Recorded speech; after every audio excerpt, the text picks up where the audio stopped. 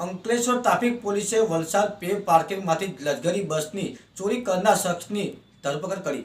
અંકલેશ્વર નજીક આંબલાખાડી બ્રિજ પાસે ટ્રાફિક વિભાગના પોલીસ કર્મીઓએ ટ્રાફિક જામ કરી બસ ઝડપી પાડી હતી। વલસાડ પે પાર્કિંગમાંથી લક્ઝરી બસ ઉઠાવી ભરૂચ તરફ ભાગતા ગઠિયાને અંકલેશ્વર શહેર ટ્રાફિક વિભાગના પોલીસ કર્મચારીઓએ અંકલેશ્વર પાસે આંતરિક ઝડપી પાડ્યો હતો અને વલસાડ પોલીસના હવાલે કર્યો હતો। વલસાડ ખાતે આવેલ હાઈસ્કૂલના ગ્રાઉન્ડમાં એક લક્ઝરી બસ પાર્ક કરી હતી, જેને વહેલી સવારના અરસામાં એક શખ્સ લક્ઝરી બસની ચોરી કરી ભાગ્યો હતો। જે અંગે જાણ વલસાડ પોલીસને થતાં પોલીસે લક્ઝરી બસ નંબર સાથે મેસેજ વાયરલ કર્યા હતા।